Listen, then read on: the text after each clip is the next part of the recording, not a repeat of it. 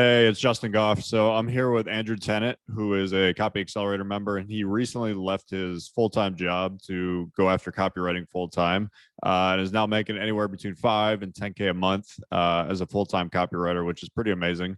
So I brought Andrew on, and we're gonna kind of dive into his story, figure out how he did it, kind of some of the struggles along the way, some of the wins along the way. Let's start with kind of what you were doing before copy, because I know you've done a lot of different things between being in religious studies, between selling insurance. Where did all that kind of start?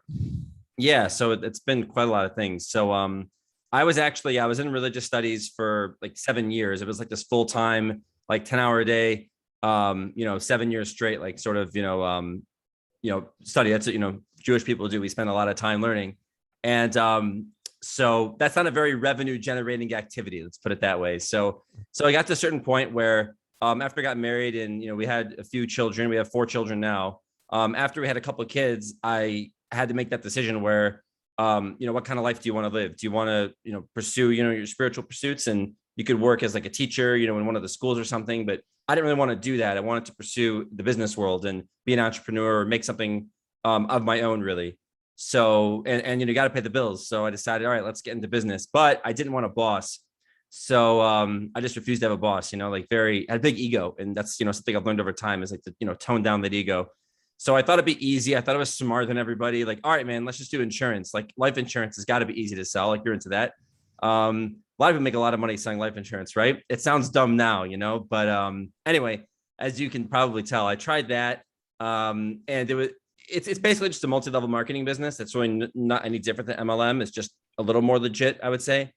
Um, but it was a complete bust. I had no idea what I was doing. I didn't know anything about sales. I didn't know anything about lead gen. I didn't know anything about, copy, which, got into there is you want to start writing emails or, make an offer. So imagine like starting your own offer without knowing anything about business, about direct response, about online marketing or anything. And that's sort of what led me into copywriting, was that I discovered that instead of making my own business, without the business skills, I could provide the same skills to other businesses that are already running. That makes a lot more sense. It's a lot less risky. You're not putting all kinds of money down in ads and like business expenditures. You're working for yourself, and you can really position yourself as an expert in your own way. So that's how I kind of got there, is that I discovered that that's really the great way to start, is find what businesses that are already running need, that are willing to pay for and already paying for, and offer them that service.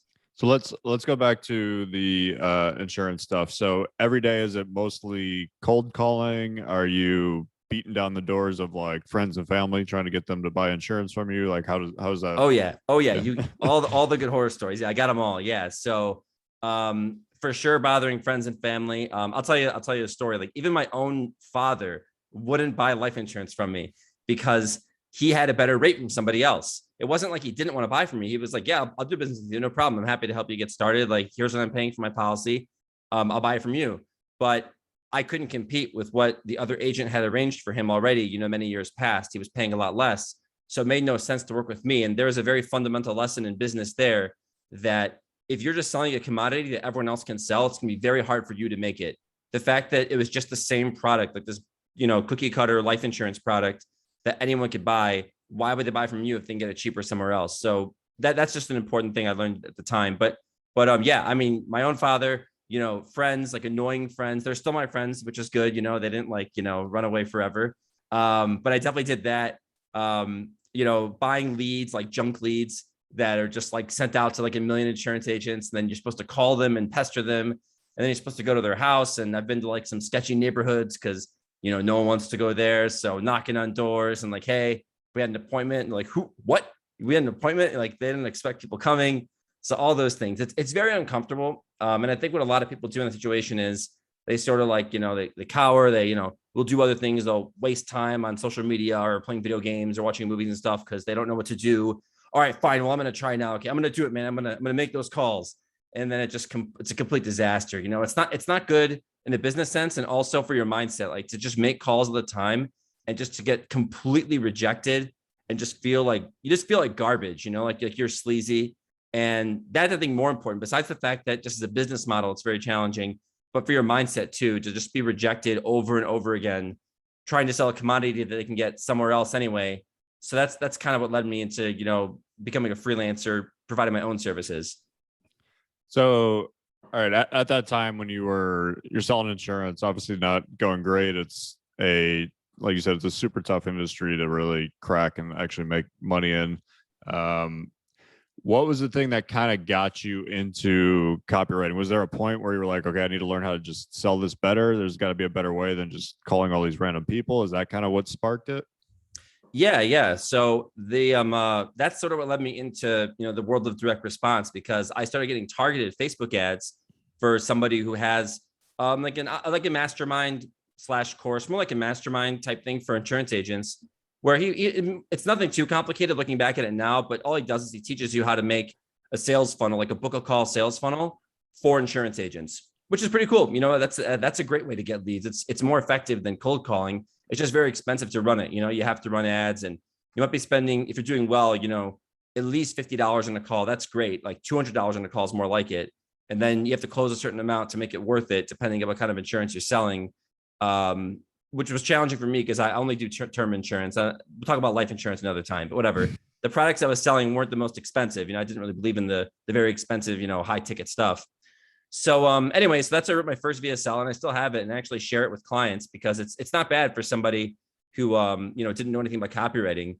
But I learned a lot at the time, because I think that dirty little secret about copywriting, like no one's a better copywriter than the offer owner. It's just the offer owner doesn't have time for it for the most part. Like if you know copywriting, if you know internet marketing, the offer owner has like a certain leverage, like a certain amount of like spirit that goes into it that I think almost even the best copywriter might not be able to match in a way. A great copywriter could do better, obviously, what you're hiring for, but it seems to me that a lot of times, people are hiring more about for the time. So anyway, so that's what I did. And then I kind of found out you through a podcast and whatnot. I bought some more online courses and connected with you. And that's what got me into the business. So I had this epiphany, like, wait a minute, I want to run this insurance business right now. Look how much I have to learn. Look, all these companies that are willing to pay a lot for copywriting anyway. Well, I should just do that. I mean, that makes a lot more sense. That's how I got into the business. All right. So you decided, all right, I'm going to write copy. You bought a couple courses. You started kind of learning the basics of copy. Do you remember the first kind of dollar you got paid to write copy? Yeah. So the very first was, here's what I was doing. So when I made that sales funnel for insurance, I learned a lot about making funnels. And one of them was designing pages. So I was using Lead Pages, which is a really great platform, by the way. It doesn't have a lot of the payment functionality that you need, like for a full, direct response business, but it's great for book a call funnel. And so what I did was I actually started kind of paying attention to their Facebook group and Lead Pages. It's a great way to get clients, by the way. I was like, okay, people are just posting problems in here. Like, hey, I have this problem with Lead Pages. What do I do? I jump in and say, hey, can I help you with that? And then like, no problem. Okay, I'll give you $500 to make this page for me. Great. So I'll write the page, I'll design it, and it's like a great package for them. And so that's how I got my first paid, like 500. Another person paid me 400 to kind of set up his book a call funnel.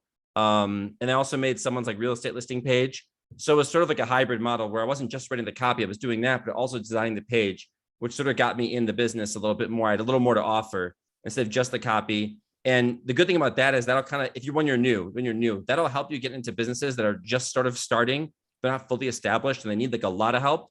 And if you're willing to go that extra mile, it's not ideal. It's not the best thing in the world, but to get your first few clients, if you're willing to do that, designing and the sort of the troubleshooting and the writing, then you'll get some gigs like that for sure. Yeah. I mean, it's really, you're kind of doing the done for you, which is what the business owner wants. They don't want to have to deal with any of it. They want you to just hand me the completed product at the end. And if I can pay one person to do all that, I gladly will. I mean, super smart on your part to just kind of be in there, and people that make money in business are good at solving problems for other people. And that's really what you were doing more than anything. All right. So you got your first kind of gig. You decided I'm going to write some copy. Where did it kind of go from there? Did you start doing stuff on Upwork? Did you get referrals from other people? Where were the next kind of clients coming from? So as far as getting clients, I did use Upwork and I actually had a decent amount of success there. To start, I guess it's kind of challenging to get in, but I suppose I wrote enough, good material to, get in. There's lots of online courses, about Upwork that can help you get started. One person in particular that comes to mind that I know, like Stefan works with them, Luke Mills, that everyone knows about now. Luke has this whole piece you could find in the Justin and Stefan Talk Copy group about like how to make a proposal on Upwork. It's like, it's really fire copy, So I more or less, use that model, rewriting it for each person to make sure it really fits what they're asking for. And they buy. Those kinds of customers will respond to a proposal like that. So if you haven't seen it, I'll just tell you briefly. You got to give, just like you would in direct response, you're writing good copy. You want to give the prospect an irresistible offer. So on Upwork, you have people that they're getting inundated with like dozens of proposals. They all sound the same. If you can separate yourself only in this context, though, I wouldn't use this all the time, just in Upwork, separate yourself and say, look, here's what I can do for you. It's going to be risk-free. If you don't like it, just, you can keep the copy and you don't have to pay me. It's more or less like the pitch. In a very smooth way. Like there's certain subtleties in there that, are important because you don't want to sound desperate. But people, I've heard of many people on there say to me, like, hey, look, you convinced me to book a call. So you could probably convince other people for me too. You're demonstrating that you have a persuasive ability. And that's very important when you're trying to get clients, is that you have to show that you can persuade them as well. If you can't persuade your prospect that you want to do business with, if you can't understand the market sophistication level that they're on, then what makes them think that you could do it for somebody else? So that's very important. So I started Upwork, and that's where I got my first few gigs. And then I really broke through when I went to, my first virtual, I guess it was virtual because of Corona, whatever, but the first live event that we had that you did, the first virtual event you guys did. And that was like a big breakthrough point where it was just like, you're in the room with people that understand the business and have money they want to spend. They want to spend money on copy that's going to work. I believe I remember didn't you come out of that event with a couple clients? Yeah. So that event, I closed $9,500 worth of gigs, which is like pretty nuts. I guess like looking back on it, like that's obviously, above average for like one event for someone like me that didn't even have like a ton of experience. But the reason I was able to do that is because I was able to share some copy that I'd written. Didn't even have to be great, just to show that you write. Instead of writing in your Facebook Messenger or an email to a prospect, oh, here, look at some LinkedIn profiles, you'll see, I write persuasive language for your customer. Like that's showing a lack of understanding in market sophistication. Like these people hire writers. So you have to talk about what happens when they hire writers, not what copy is. They know what copy is, and they're supposed to persuade people. So that really works. Like, okay, I write, here you go. What do you think? It was that VSL I wrote for life insurance. And he's like, not bad. It's pretty good. Okay, you're hired. Let's do it. And made it easier. So that was for a couple of gigs, like 2 sales letters there, like $4,000 each. And then I use those as portfolio samples as well. Now I have more to work with. I can show more business owners like, hey, here's what I've done here. Here's what I've done here. And then there was another one. There was like a contest that like for new writers, and that also paid me $1,500. And that's also another VSL that I have as a sample. And I still use all those in my portfolio, which gets me hired even more. So it's sort of like this snowball effect. Like the more you write, the more customers you can get, because you're demonstrating your expertise, not just talking about how you're an expert, but demonstrating with actual copy you've written.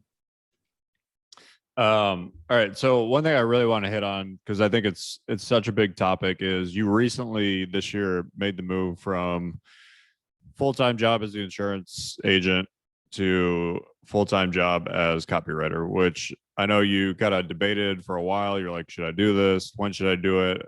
And it's a big decision, especially when you have a family relying on you, got kids, everybody kind of depending on you.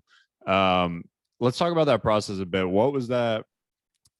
When did that start kind of coming up for you first? Like, okay, I feel like I could kind of do this full time. Sure. Yeah. So the way the timeline actually worked was, so I got into copy from the insurance business. And then while I was doing that because I couldn't get a job at the time. It was just very hard. I didn't have credentials. I didn't have I have a college degree, but I didn't have a master's. I have a BS in political science. It's literally BS, but it's a Bachelor of Science. So in political science, which is useless. I like politics, but whatever. Okay. So couldn't get a job. I'm not kidding. I applied to so many things, couldn't get hired for just a regular job. Unless I wanted to like stack boxes at Amazon, which looking back at it now, I probably should have. That would just been a smart move. Put your ego in check and like, look, you think it's beneath you. You think you're too important to stack boxes in Amazon. You got a family to feed. You have to put your ego in check. But regardless, okay. So I didn't at the time. And I started writing freelance copy because I wanted to get some money, if I couldn't get a job. So I got to do something over here. Then eventually I got hired through a staffing agency at like a corporate, it's a not-for-profit, like a big not-for-profit organization, that like a marketing job. It wasn't copy related. It was making automations in Salesforce, which is pretty cool. It's a good skill to have. So I did it for a while and they paid okay, but the problem was there's just no vertical movement. You're just stuck at, 25 an hour, which is fine. If it's better than nothing for sure. And that's nothing wrong with that at all. I recommend that when you're first getting started, that if you really have nothing going for you, you really should do that, because that gave me the breathing room to get more involved in copy, invest in my skills and go to events, right? And like, all right, this is what I'm going to do. So after about a year at the company, I noticed that like, okay, look, this is going nowhere fast and it's starting to affect my skills, my copy. Like I have clients that are expecting copy due on time, and I could see it in my copy that it's just not as good as it could be because I'm spending several hours a day working at my, real job. So that was like the breaking point. I was like, look, you have all these hot leads that want to work with you. You have these clients working with you now. Could you make the exact same amount of money writing copy as you could at this regular job? And the answer is obviously yes, right? It was like, $4,000 a month, the regular job. Could I get $4,000 a month writing copy? Without a doubt, right? And the idea is hopefully even double that. But even if it's the same, it's better because I become a better copywriter over that time. So that was kind of the decision I made, is that I can match the income I make as a freelancer, as a copywriter, with what I was doing at my real job, doing marketing, especially with no vertical potential. I think that maybe if I saw room for like big growth potential, like big promotion type thing, then, maybe I would have stuck with it longer. But even then, like I didn't want to do Salesforce automations forever. I want to write copy. That's what I really want to do. So that was kind of the breaking point when I felt comfortable that, yeah, I'm in the business enough that I could get customers, no problem. I mean, it's interesting because it's such a big decision, and obviously all the horror stories are going through your mind when it's like, okay, like I'm gonna do this and fail. Everybody's gonna be laughing at me. My family's gonna be in the worst spot. So actually, I mean, I remember when you posted it in our Facebook group, basically kind of, here's the dilemma, here's what I'm thinking, and everyone actually gave you a lot of encouragement. Was like, no, you're ready. I think that's a big part of it. Some people, I've seen people try to do it before who were not ready, and it was very obvious they were not ready, and it did not work out, and they had to go back and get a job. But for a lot of people, it's like, I think kind of having that feedback from the community really helps, because it's like, if 20 other people are like, no, you're ready, you can do this on your own, then you're like, okay, you have a lot more confidence in yourself to do that. Yeah, I completely agree. Yeah, definitely seeing other people that have done it before and tell you, yep, this is how I did it, here's how it worked, and you're ready, you have the skills, you got the chops to do it, then go for it, right? The mindset's very important. Like if you really don't think you can, then you probably won't. Like you should have a certain level of confidence that like, your work is good enough that you could make a decent living being a freelance copywriter. That's important. I would say, and even so, let's say it doesn't work out. Let's imagine, I think it's just good to imagine the worst case scenario. Let's say that, I don't know, someone posts online about all the terrible stuff you did back in the day. I don't know, like you said something bad and now everyone cancels you, which by the way, doesn't really happen in direct response, which one of the things I love about it is that it's like a very, it's like a very right-wing, sort of business. So like, if you did that, you get canceled. Like, no, like we're not going to do that nonsense. But regardless, let's just say some Twitter mob descends on you and, all your clients like, yeah, man, sorry, you're sketch. We don't like you. All your clients bug out and like all your stuff fails and like you don't make any money for 3 months straight. Like, okay, isn't the end of the world to go like pick up another job right now for like 3 months and just kind of get back to where you were and like jump back into it? Like, is that really the apocalypse? Is that really so bad? Especially now where there's just like so many jobs available, like tons, but in all different industries, like in our industry too, the demand's so high for labor. It's not that scary if you have the skills. If you have any semblance of skill, like even if you're not that great, like intermediate at best, is fine. You could definitely get hired and make a decent living. I agree. So let's look at kind of where you're at now. So you've recently been doing, you've had some great months where you're making 10K. You said on average, probably somewhere around 5K a month. What are you mostly kind of focusing on now? I know I've seen you write a couple things in financial. I've seen you write a couple things for survival type stuff. What's that looking like with what you're working on now? Yeah, so I've written a lot of different things lately, but it's definitely shifting more towards the financial publishing business and for sure survival and prepper prepper stuff, like self-defense, those types of things. Like I've written offers for like a ghost gun, like make your own ghost gun type thing, which is pretty cool. I don't know if putting this on YouTube. Maybe you just, maybe you have to erase that part of the interview, which is cool. Anyway, so I did those types of things, and that's the kind of industry that I like to work in the most. I've also written recently. I wrote for a vegan supplement, which is the opposite of a niche of financial publishing and whatever. That's like 60-year-old conservative guys, and like the vegan supplement is for like 30-year-old progressive women. It's like complete opposite, which is cool. Being a copywriter, you have to understand everybody and really get involved and like understand where everyone's coming from. And then that'll help you be a better copywriter, become a more well-rounded person. But now my focus is definitely in the financial publishing. I like that stuff a lot. And, I think that, it just comes a lot more naturally to me than health copy.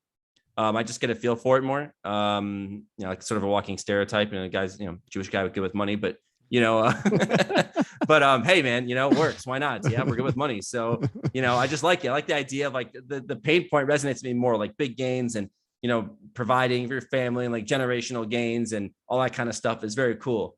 So I would say that's actually, just good advice in general. If you're getting into the business, when you first start, I think it's good to do lots of different things. Like I've done for tons of niches. I've written in like women's dating. I've written for like women's coaching, real estate, biz op, health, like different types of health, right? Financial, survival prepper. And then you're going to learn what you like the most. And then you can really double down on that niche you like. That's my approach. I know some people hold that, no, do one niche and that'll really separate you and get you started. Just my approach was try a lot of different things, whatever you can get to get started. And then you can kind of break into it. That's just my take. I'm not saying it's the only way to do it, but that's what's been successful for me. No, it's a really great point. Yeah, I mean, I was very similar. I connected a lot with health when I started because I was kind of a health nut in general. So it really connected with me. And actually, it's interesting, at the time, I had no interest in financial whatsoever. It sounded so boring to me because I was not into investing and anything financial whatsoever at the time. Now, I'm actually very different. I would probably be much more into financial now because I find it really exciting, and I love reading stuff about crypto and stocks and investing and all that. So yeah, finding one that you actually really enjoy. And that was one of the reasons I love survival, because I love the big like conspiracy angles, and you can be super creative with survival stuff, which is really fun. And it's very kind of emotional. Unlike a lot of other stuff where, I don't know, some of the other stuff can be a little more flat and kind of boring. But survival can be pretty conspiratorial, depending on the crowd you're going to. But yeah, it's a great point for anybody listening, that you need to find the one that really just kind of resonates with you, whether that's dating, whether that's golf, whether that's survival, financial, health, coaching, whatever. Excellent point. The golf niche is amazing. If you know golf, like you are coveted. Like I the funny thing is I grew up on a golf course, but I don't know anything about golf. We were the only people who didn't play golf in the entire neighborhood. So, but if you know golf, I mean, I've seen people do like tennis offers. I've seen baseball offers. If you really know a sport very well, like you actually went through it and like you played ball in college or something, like that would definitely be something worth looking into. I think so. I can't say it for myself. I played chess. So maybe there probably are chess offers. There probably are. There is. Yeah, there's got to be like people teaching how to play chess. I mean, that would be cool. Yeah, the golf niche is really interesting because there's about 3 companies that do really well, and they're always looking for super good copywriters, and they all pay very well, $10,000-$15,000 a sales letter. And it's a different niche because if you don't play golf at all, it's very, very hard to write for golf. It's not something you can really just like do research on and write about it, because you're going to get all the wording and the phrases and all that stuff wrong. But yeah, it is a really interesting niche. I've recommended a few people to kind of go all in on it who had a kind of a passion for golf. So let's look at, we kind of talked about where you were, where you're at today. Let's look at, let's say the next 6 months, next 12 months. What's kind of the plan for you? Is it to just keep getting clients, work with better clients? What's kind of on the horizon for you? So I really want to work in the financial publishing niche. I think that's probably ideal for me. I really like that the most. And working with lots of different people, has upsides, has downsides. I would love to just work with, one company or 2 companies, or maybe 2 or 3 clients, and just work consistently with them, in the niches that I want to. Survival as well. Survival is fine. Either or. I think there's a decent amount of overlap between the two, actually. they're not the same. Like they're not the same, but there's some overlap with the customers that would buy a survival product versus a financial publishing product. But I think that's what I'm doing now is I'm focusing on those and getting to know lots of different people in the industry. And then I have a promo that I'm writing now that, hopefully when it gets published and, produced and put live and goes in, big email lists, whatever, that's going to be a huge win for me. So I'm looking forward to that. Once that's up, I think that the floodgates are going to open because like I said before, it's not about telling offer owners, oh yeah, well, I could do that. Show them, have you done it? Prove it. And when the opportunity comes, you can't blow it. You really got to, double down and get the job done. Nice. So let's say somebody's listening to this, watching this, who is kind of in a similar spot that you were before you kind of decided to get into copywriting. So you were, I don't know, just kind of, like you said, doing the thing with the insurance, wasn't really going great. What kind of one piece of advice would you give to someone who is kind of knowing what you know now? What advice would you give if they're looking to get into copywriting? So there's a lot of things, but if there's one thing I could narrow it down to that is sort of like the nucleus of it all, I think is that you got to put your ego in check. Ego is killer. And a lot of new people usually don't have so much of that problem, because they sort of it feels intimidating when you're in the right room, but you want to get in the right room. That's really what it comes down to. So you won't have to worry about it if you get in the right room. So really, I would say just make sure to get in front of people, go to live events, which now they're starting to pick up again, which is great. Like you should really go. That's the big needle mover. You have to get to know people. And that'll, I think, automatically kind of put your ego in check. You'll kind of instinctively know if you have any social skills at all. And I don't. Okay. And I know. So like you can walk into the room and like, if you're just like this pompous, like annoying, arrogant, like know-it-all, even though you just like, this is your first event, then obviously it's not going to work out. Just chill out and have a good time with people, get to know people, make friends. Like the last event you hosted, I talked to a guy who played ball in college, played baseball. We just talked about baseball for like a half hour straight because I'm a big baseball fan.